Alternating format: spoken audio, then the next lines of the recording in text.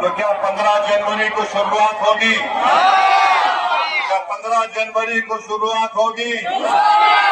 मेरे अजीज दोस्तों और बुजुर्गों, मैं आपको ये बताने के लिए भी आया हूं कि देवनार में जो डंपिंग ग्राउंड है, क्या उसको खत्म करना चाहिए? नहीं खत्म करना चाहिए।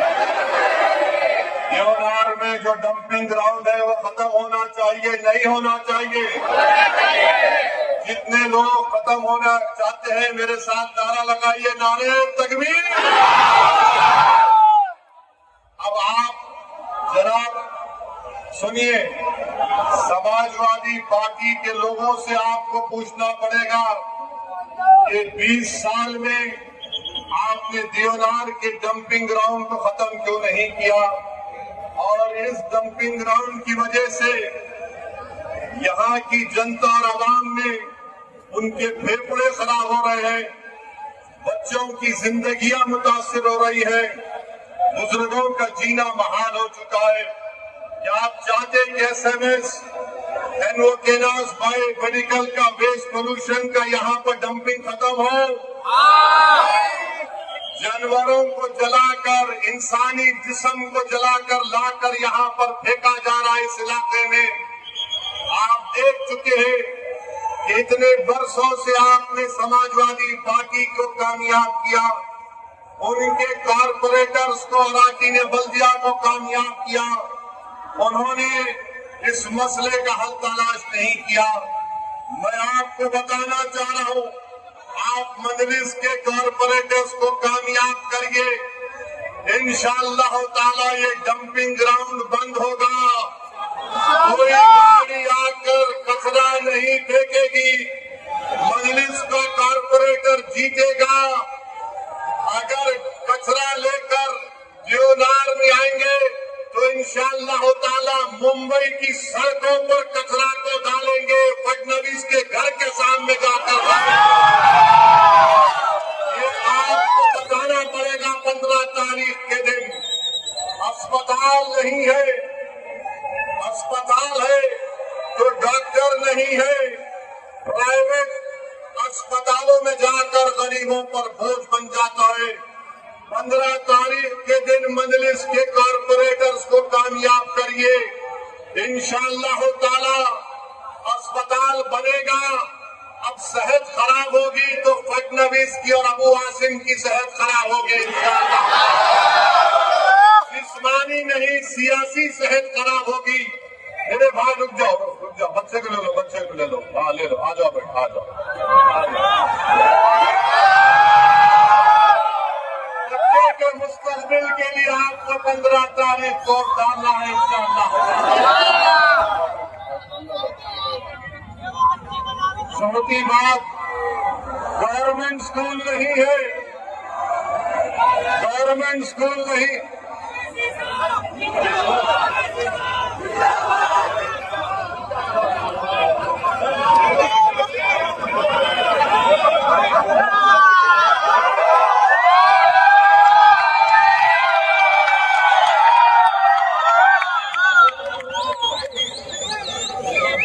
गवर्नमेंट स्कूल नहीं है। और हमारे भाई बता रहे थे कि वार्ड नंबर 135 में आंगनबाड़ी में जाना पड़ता है, शिवाजी नगर जाना पड़ता है बच्चों को।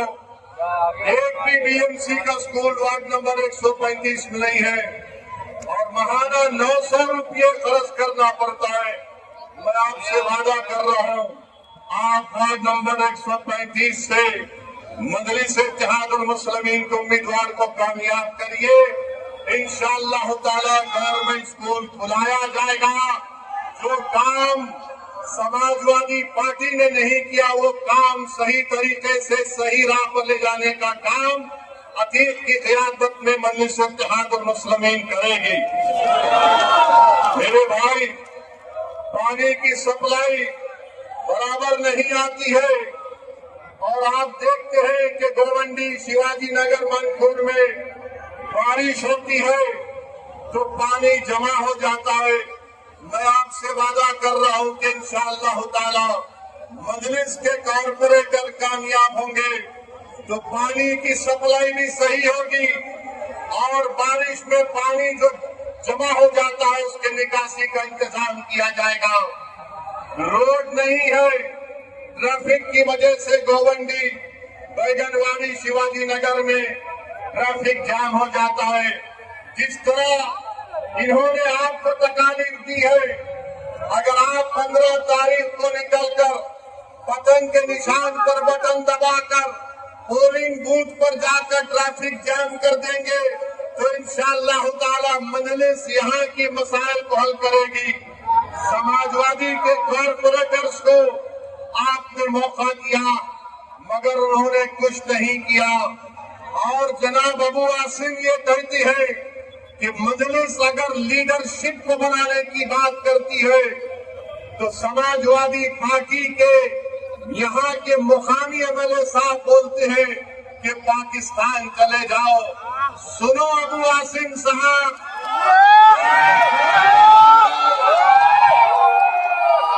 जब तक अल्लाह असदुद्दीन ओवैसी को जिंदा रखेगा इंशाअल्लाह ताला न पाकिस्तान जाएंगे न भारत को कमजोर होने देंगे।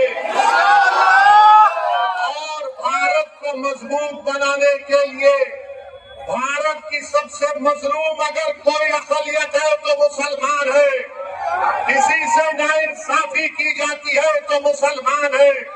किसी के बच्चे स्कूल में नहीं पढ़ते तो मुसलमानों के बच्चे स्कूल में नहीं पढ़ते। किसी को अगर हुकूमत के जुल्म का शिकार होना पड़ता है तो मुसलमान होता है। आप कान खोलकर सुन लो, मुसलमानों की सियासी लीडरशिप बनेगी इंशाअल्लाह ताला। ये संविधान मुझे इस बात की इजाजत देता है। अब अबू आसिम साहब और अखिलेश यादव जानते हैं कि जिस दिन मुस्लिम अक़लियत की सियासी लीडरशिप बनेगी इनकी दुकान खत्म हो जाएगी। तुम्हारी दुकान बंद करेंगे जो तुम खून चूसते हो हमारा और आवाम का कोई फायदा नहीं करते। मेरे अजीज दोस्तों और बुजुर्गों, मैं आपको बताना चाह रहा हूँ कि गोवंडी से अगर ड्रग्स का खात्मा करना है तो 15 तारीख को पतंग को देना है। अगर गोवंडी, शिवाजी नगर, मनखूर के घरों को बचाना है स्लम रीडेवलपमेंट के नाम पर तो पतंग के निशान पर आपको बटन दबाना पड़ेगा। मेरे अजीज दोस्तों और बुजुर्गों, मजलिस का पैगाम क्या है? सुनो, रुक जाओ, कुछ नहीं होने वाला है, कुछ नहीं होने वाला। मजलिस का पैगाम क्या है?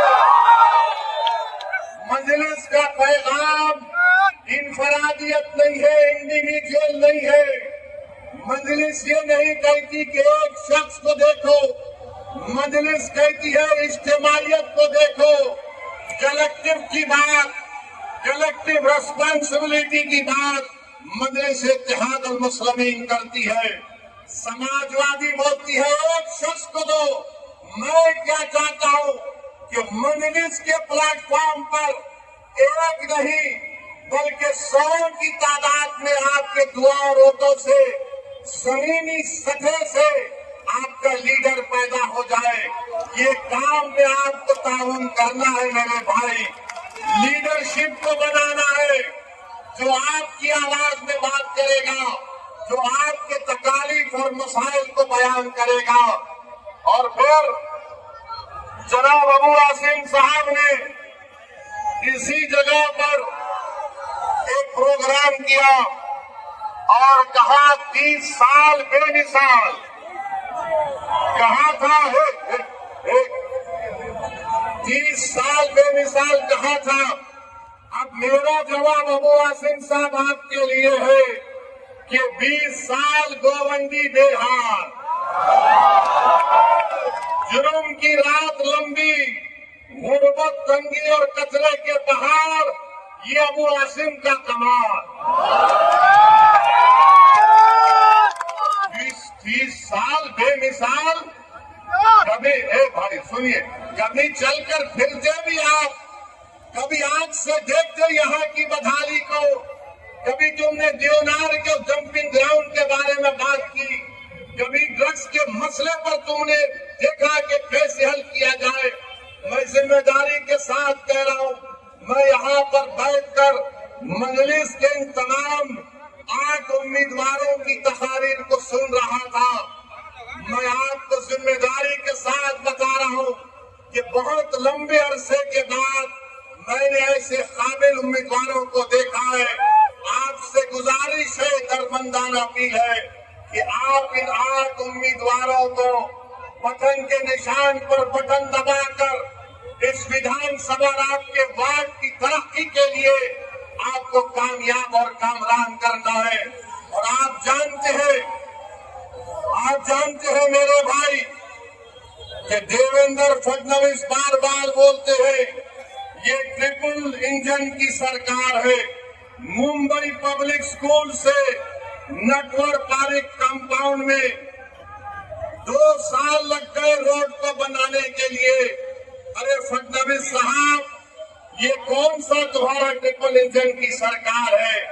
मेरे अजीज दोस्तों और बुजुर्गों, ये बुनियादी मसाइल है और इंशाअल्लाह ताला आप मजलिस के उम्मीदवारों को कामयाब करिए। मुझे यकीन है कि इंशाअल्लाह ताला ये उम्मीदवार आपके काम करवाएंगे और हम इनके पीछे रहकर इनको पूरा इनके ऊपर नजर रखेंगे कि वो किस तरीके से काम कर रहे हैं या नहीं कर रहे हैं। और जो लोग ये समझ रहे हैं कि 42,000 को अतीक को हासिल हुए, ये गलती से हासिल हो गए। अबू आसिम साहब, मैं आपको बता रहा हूँ, हमसे थोड़ी कोताही हो गई। अगर असदुद्दीन ओवैसी इन रोडों पर चल जाता तो तुम हार जाते।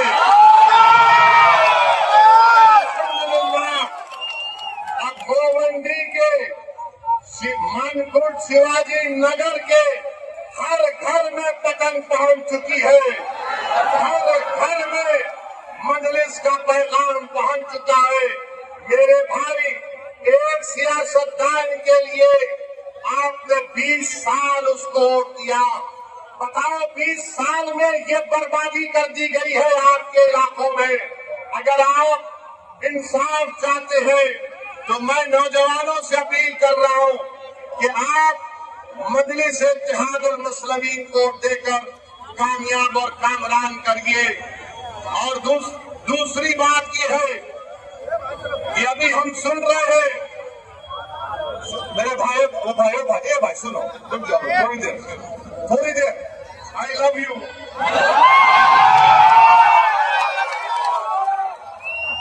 अभी हम सुन रहे हैं कि एक क्रिकेट टीम में बांग्लादेशी था, उसको हटा दिया गया। बराबर ये बांग्लादेश में हिंदुओं पर जुल्म हो रहा, मैंने भी उसकी मजम्मत की। मगर ये तो बताओ मोदी जी, अगर बांग्लादेश में किसी की मॉब लिंचिंग होती है तो आपको गुस्सा आता है, मगर महाराष्ट्र के जलगांव में जिस बच्चे को मारा गया था उसके ऊपर आपको गुस्सा क्यों नहीं आता मोदी जी, फडणवीस जी? सबसे पहली मॉब लिंचिंग 2014 में मोदी की हुकूमत बनने के बाद पूना में मोहसिन शेख की हुई थी और जलगांव में सुलेमान पठान को उसी के दोस्तों ने मार मार कर उसको शहीद कर दिया। अगर बांग्लादेश में कोई हिंदू मरता है हम कंडेम करते हैं, मारने वालों को जालिम कहते हैं। मारने वाले जिन्होंने जलगांव में सुलेमान पठान को कहा वो भी जालिम है, उनका भी कंडेमनेशन होना चाहिए। बांग्लादेश हो या भारत हो, इंसान की जिंदगी इंसान होती है, हिंदू की भी जिंदगी होती है, मुसलमान की भी जिंदगी हो सकती है।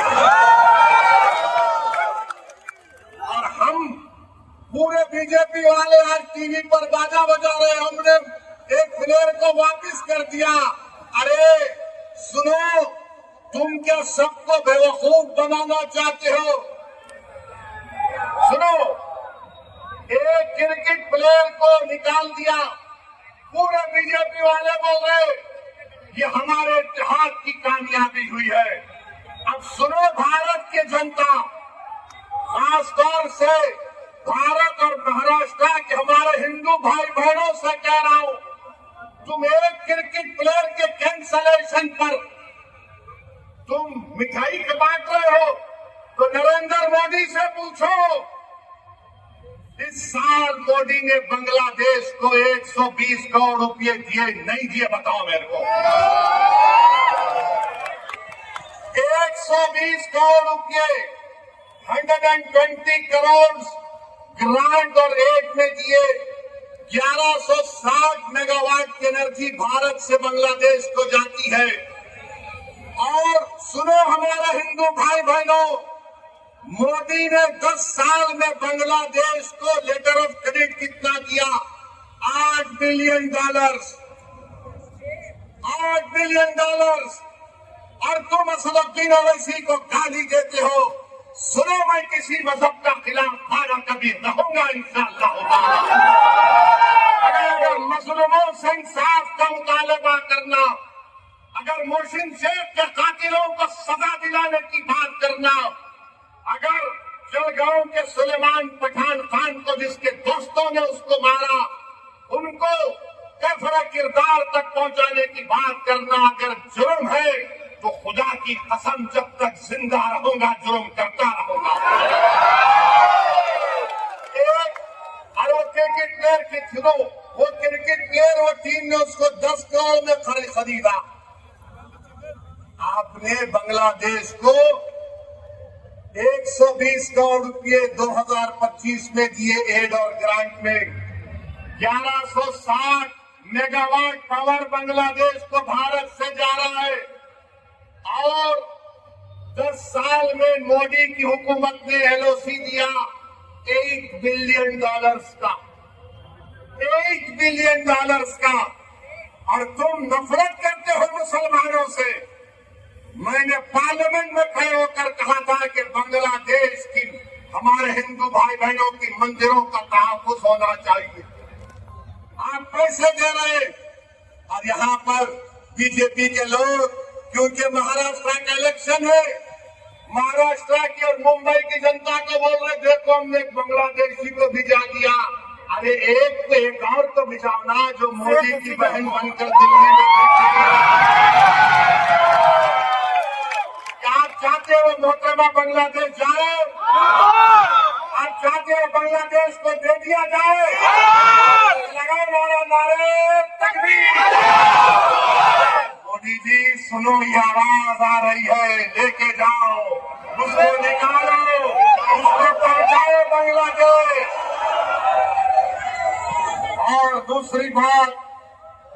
और दूसरी बात अभी खत्म नहीं हुआ मोदी के ऊपर। आज हमने देखा कि वेनेजुएला में ट्रंप ने अपनी फौज को भिजाकर वहां के एक जमहूरी तौर पर मुंतखब शुदा सदर को एक मुल्क से, उसी के मुल्क से उठाकर अमेरिका लेकर चले गए। नरेंद्र मोदी जी, अमित शाह, देवेंद्र फडणवीस, जब ट्रंप अपनी फौज को भिजाकर वेनेजुएला से कदमी को उठा सकता है, जब सऊदी अरब यमन में मुखल्ला के पोर्ट पर बमबारी कर सकता है, मोदी जी हम आपको कह रहे हैं, आप पाकिस्तान में भिजाकर जो मुंबई की सड़कों पर साजिश करने वाले 9/11 के जालिम लोग हैं, चाहे वो मसूद अजहर हो या फिर लश्कर तैयबा का वो जालिम शैतान हो, मोदी जी 56 इंच का सीना है तो भिजा कर उठाकर